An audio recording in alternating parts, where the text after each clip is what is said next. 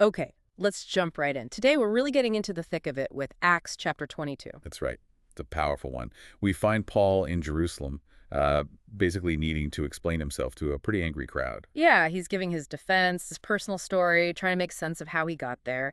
And our goal today is, well, to unpack that story he tells. Exactly. What are the key moments he highlights? What are the big turning points? And crucially, how does the crowd react? What happens right after he speaks? It's high drama, really. He starts off trying to, connect with them. Brothers and fathers, listen now to my defense. And the immediate reaction is fascinating. The text says when they heard him speaking Aramaic, their language, they went quiet. That's such a key detail, isn't it? That choice of language, it buys him a hearing, at least for a moment. Shows respect, shared roots. Definitely, it shifts things. He's not just some outsider shouting, he's using their language. Then he lays out his background. I am a Jew, he says, born in Tarsus, Yeah. but brought up here in this city. He stresses the Jerusalem connection. Right. And not just brought up here, but trained at the highest level, under Gamaliel, no less. A huge name, like saying you went to the absolute top school, studied under the most respected professor. He's establishing serious credibility within their own system. Yeah, showing he knows the law, their traditions inside and out, and then he hits them with something they would remember or know about him. His zeal. He says he was just as zealous for God as any of you are today. He's aligning himself with their passion, their intensity. And he doesn't shy away from what that zeal led him to do. He openly admits persecuting followers of this way. He mentions arresting men and women, prison, even pursuing them to their death. He's putting his past right out there. As proof, almost. Proof of how committed he was to their shared cause before everything changed. And he makes it clear he wasn't acting alone. He had official backing. The high priest and all the council can testify, he says. He even got letters from them. Authorization. To go all the way to Damascus, right? Yeah, which tells you something about how this movement, this way, had already spread. His job was to drag people back to Jerusalem for punishment. He was the enforcer. So that sets the stage. Paul, the authorized persecutor, on the road to Damascus. And the moment that changes everything, he says it was about noon. Suddenly, this blinding light from heaven flashes around him. noon, the brightest part of the day, and this light is even brighter, overpowering. Knocks him to the ground, and he hears a voice calling him by his Hebrew name. Saul, Saul, why do you persecute me? And his first reaction, who are you, Lord? He knows it's divine, but he doesn't know who it is. And the answer must have just floored him. I am Jesus of Nazareth, whom you are persecuting. The very person, the very movement he was trying to stamp out, speaking to him from heaven. Incredible. And his companions, they see the light, but they don't understand the voice. It's a direct personal encounter for Saul. Which leads to his next question, showing that complete shift. What shall I do, Lord? From persecutor to asking for orders. Total reversal. And the instruction is surprisingly simple at first. Yeah, just get up and go into Damascus. There you will be told. No big blueprint yet, just the next step. Dependency. And he can't even take that step himself, can he? The light blinds him. Completely blind. He says his companions had to lead him by the hand into the city. Think about that image. The powerful persecutor, now helpless, being led like a child. It's a powerful metaphor for transformation, maybe. That vulnerability being necessary. Definitely. So he arrives in Damascus, blind, and then Ananias enters the story. And Paul is careful how he describes Ananias to the Jerusalem crowd, right? Very careful. He calls him a devout observer of the law, someone highly respected by all the Jews living there. So not some unknown fringe figure, but someone credible within the established Jewish community in Damascus. That adds weight to what happens next. Exactly. Ananias comes, stands beside him, calls him Brother Saul, and says, receive your sight. And boom, sight restored. At that very moment, Paul says, I was able to see him. Then comes a commission.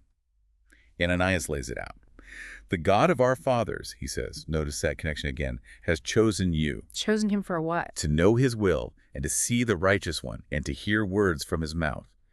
And then the core task, you will be his witness to all men of what you have seen and heard. Witness to all people, that's going to be important later. Extremely important. And Ananias urges him on, what are you waiting for? Get up, be baptized, and wash your sins away, calling on his name. Action. Commitment. Public identification. So Damascus is this intense period of encounter, healing, commissioning, baptism. Then he eventually goes back to Jerusalem. Right. And while he's praying in the temple, of all places, The heart of Jewish worship. he has another vision, falls into a trance, sees the Lord again, and the message is urgent. Quick, leave Jerusalem immediately. Why? Because they will not accept your testimony about me. A direct warning. And this is where Paul, well, he kind of pushes back, doesn't he? Yeah, he does. It's fascinating. He basically argues, Lord, these people know my past. They know how zealous I was, how I imprisoned and beat believers. He even brings up Stephen's death. I was there giving my approval. It's like he's saying, my story is the most compelling evidence for them. If I changed, surely they'll listen. He thinks his dramatic turnaround is the key. It's such a raw, honest moment, trying to apply his own logic even to a divine command. But the command holds firm. The vision ends with that definitive instruction. Go. I will send you far away to the Gentiles. And that word, Gentiles, that's the trigger for the crowd he's actually speaking to in Jerusalem. Absolutely. The sources say they listened right up until that point. The moment he mentions being sent to the Gentiles, chaos. Pure fury, rid the earth of him. He's not fit to live. Shouting, throwing their cloaks, kicking up dust. Just pandemonium. It wasn't the story of the light or the voice or Jesus or even the baptism that caused the riot. It was the idea that God's plan, God's messenger, was being directed towards non-Jews. It challenged their whole understanding of who this salvation was for, their identity. And crossing those lines, even with a message some might see as inclusive, provoked this incredibly violent rejection. A really key insight there about group identity and boundaries. Which, of course, gets the Romans involved. The commander sees a riot and steps in.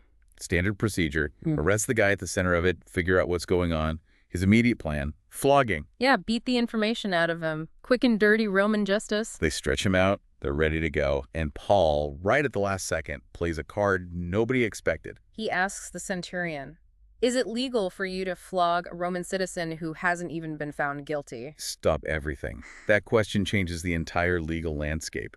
Roman citizenship was a serious status with real protections. The centurion knows it. He immediately goes to the commander. You can almost hear the panic. What do we do? This guy says he's a Roman citizen. The commander has to check it out himself. Goes to Paul. Tell me, are you a Roman citizen? Paul just says, yes, I am. And that's it. Flogging canceled. The commander's alarmed, actually, because he'd already had Paul bound, which was also illegal for an unconvicted citizen. And there's that interesting little exchange about how they got citizenship. The commander paid a lot for his. Suggests it was maybe a later acquisition, perhaps less prestigious than Paul's claim. But I was born a citizen.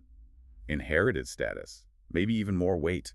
It's another layer of identity suddenly becoming crucial. Jewish, follower of the way, and now Roman citizen. And it's the Roman identity that saves him from the immediate physical danger here. Which is an incredible irony, isn't it? Rejected by the religious authorities he was once part of, and protected by the secular imperial power. A collision of worlds. Yeah, the soldiers back off immediately. The commander realizes he needs a different approach to figure out the problem. So the next day, he releases Paul from the immediate threat of flogging and convenes the Jewish council, the Sanhedrin. To get the actual charges against him from the Jewish leaders themselves. And that's where chapter 22 leaves us, setting up the next confrontation. What a journey in one chapter. Sure. From zealous persecutor with official Jewish backing To blinded traveler led by the hand. to commissioned witness healed and baptized. To rejected storyteller facing a riot. There's finally a Roman citizen finding unexpected legal protection. The contrasts are just stark. Zeal versus divine calling, Jewish law versus Roman law, rejection by his own people, protection from an outside power. It really makes you ponder the complexities of identity, doesn't it? Paul carries all these layers. Jew, Pharisee-trained, former persecutor, follower of Jesus, apostle to the Gentiles, Roman citizen. And different layers become critical at different moments, sometimes in ways you wouldn't predict. It prompts a thought, perhaps for you listening.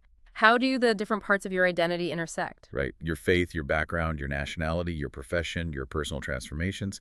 How do they interact, especially when one part is challenged or a new calling emerges? When these different worlds collide in your own life, what happens? Where might unexpected challenges or even unexpected protections come from? Something to think about.